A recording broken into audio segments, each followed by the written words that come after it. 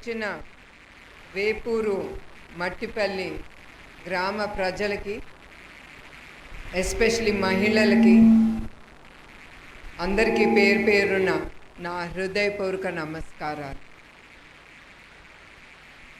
ఇప్పుడే నేను మీ గ్రామంకి వచ్చేటప్పుడు మన తెలుగుదేశం కార్యకర్తలు శ్రీ కుట్టియప్పన్ గారి వాళ్ళ ఇంట్లో ఆగి వచ్చాను. దురదృష్టం కారణంగా ఆయన ట్రాక్టర్ నుంచి కింద పడి ఆయన పోయారు. అట్లానే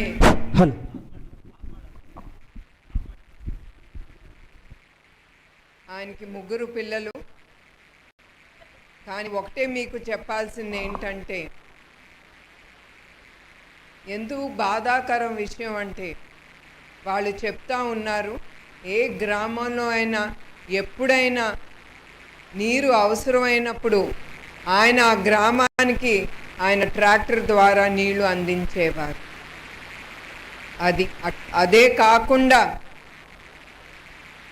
మన తెలుగుదేశంకి ఒక్క కార్యకర్త లేడు.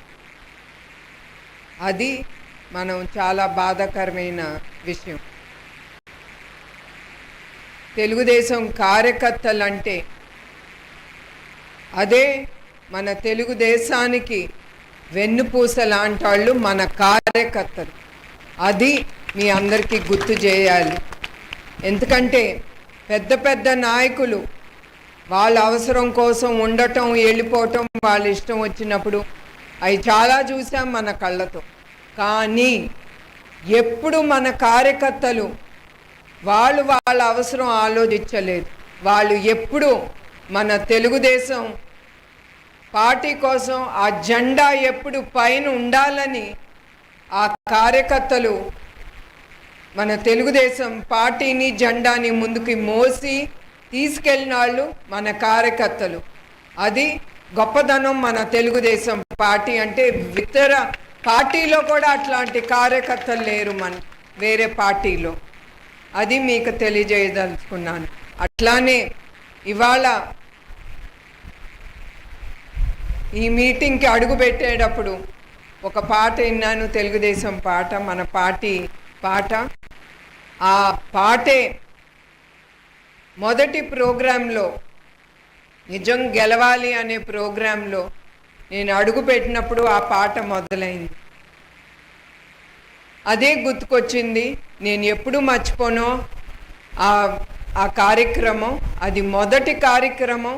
మొదటిసారి నా జీవితంలో పబ్లిక్గా బయటికి రావటం, అది కూడా తెలుగుదేశం పార్టీ కోసం, మన నాయకుడి కోసం నేను బయటకు వచ్చింది.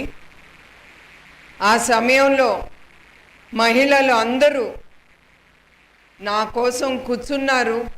అది నేను ఎప్పుడు మర్చిపోలేను. వాళ్ళు లేట్ అయినా కూడా నా కోసం కూర్చుని వేచి ఉన్నారు. అది ఇవాళ ఈ కార్యక్రమంలో అడుగుపెట్టినప్పుడు నాకు గుర్తుకొచ్చింది. ఎప్పుడు మళ్ళీ నేను చెప్తాను, మన కార్యకర్తలు, తెలుగుదేశం కార్యకర్తల్ని ఎప్పుడు నేను కానీ మా కుటుంబం కానీ ఎప్పుడు మర్చిపోం. ఎందుకంటే ఎప్పుడు ఏది అవసరం ఉన్నప్పుడు ఒక్క పిలుపిస్తే చాలు, ఒక నాయకుడు రెడీగా ఉంటారు మన కార్యకర్తలు. వాళ్ళ జీవితం కూడా లెక్క పెట్టకుండా ఆ నాయకుడు పిలిపించారా, ఇది చెయ్యాలా అంటే లీడర్లన్నా కొంచెం వెనక ఆడుతారు. కానీ మన కార్యకర్తలు ఎప్పుడు ముందుండి ఆయన అనుకున్న ప్రోగ్రాం కానీ ఆయన ఏమో ఆలోచన ముందుకు తీసుకెళ్లేది మన కార్యకర్తలు. ఎందుకంటే ఎప్పుడు నేను ఒకటే నమ్ముతాను, నేను ఒక ఆఫీస్ నడుపుతాను, నేను పైన కూర్చుంటాను, పైన కూర్చుని ఆర్డర్లు ఇస్తాను. కానీ అది నా ఒక్క వల్ల కాదు. కానీ అది ముందుకి తీసుకెళ్ళేది నా కింద నాతో పాటు పనిచేసే ఆ కొలీగ్స్ అనండి, ఆఫీస్లో పనిచేసే వాళ్ళు అనండి. అట్లానే